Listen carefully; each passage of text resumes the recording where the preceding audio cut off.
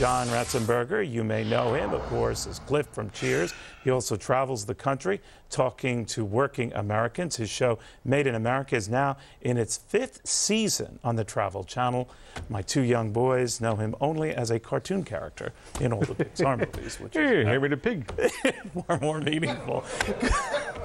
Good to see you. How you doing? You too, Neil. Always good to see you. So the blue-collar push is on. Advantage Hillary Clinton. Do you buy it? Yeah. You know, I look at the whole thing. I step back about 30 years and I remember Tip O'Neill. And I could imagine Tip O'Neill in his backyard on Saturday repairing his own lawnmower. Now you go to the Democratic Party today, I don't get why the blue-collar workers have respect for either of them, because they've never put their hand to anything useful. They couldn't change their own car tire. It's almost flipped over.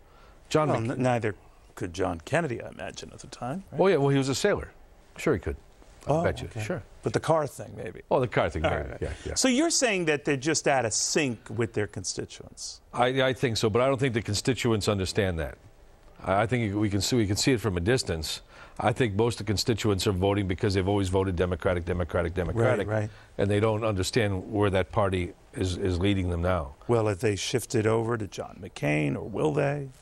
I don't know. I mean, my concern is because Hillary and Obama said in Pittsburgh the other day with the AAM that they want to bring manufacturing jobs back to America. Well, that's what they think everybody wants to hear. But nobody is addressing what I term the industrial tsunami heading our way. Is the average age of a factory worker is now 52 years old. 6 to 10 years, they're gone. There's nobody coming up after them because we've canceled shop courses nationwide. No one is training young children how to use tools or the joy of actually making something with their hands. We used to do it, shop courses. I mean, you know, when's the last time you saw a kid, you know, sweeping floors at Arthur Treacher's, becoming a manager at 17, like your own self? There we go. There you go. Or climbing a tree. But your point, and it raises another point. When I talk to a lot of company bosses, John, they say, well, you know, we wish we could find American workers, but there are no American workers, so we shift them abroad.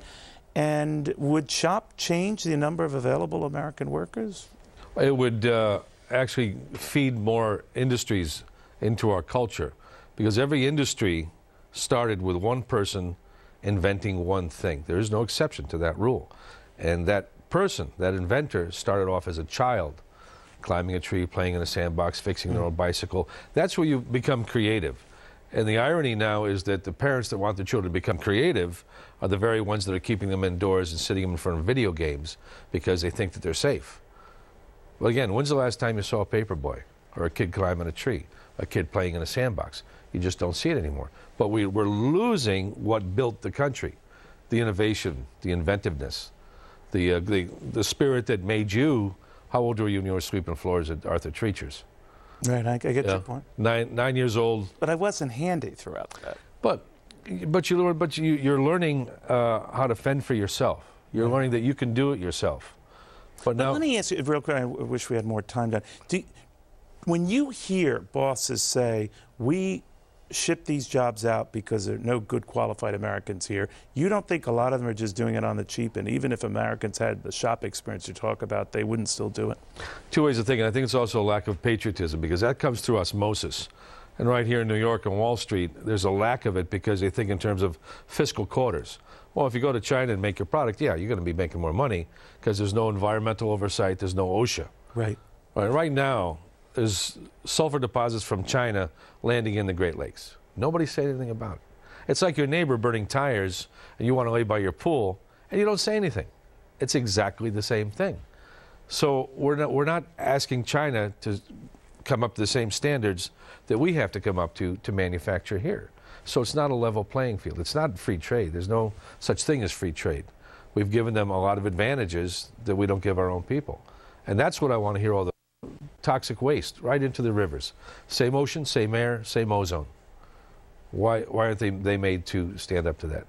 Do you think right now, when you look at the blue-collar vote, right, that has always been Democratic, it briefly flirted with Ronald Reagan, right, not in huge numbers, right, but certainly in bigger numbers than Republicans have ever seen. Might it re-flirt with a Republican or no? I think it depends on the Republican. I think it's just the message. Anybody who thinks in terms of 30, 40, 50 years down the line, what kind of country are we going to be handing to our grandkids? Forget about short-term profit.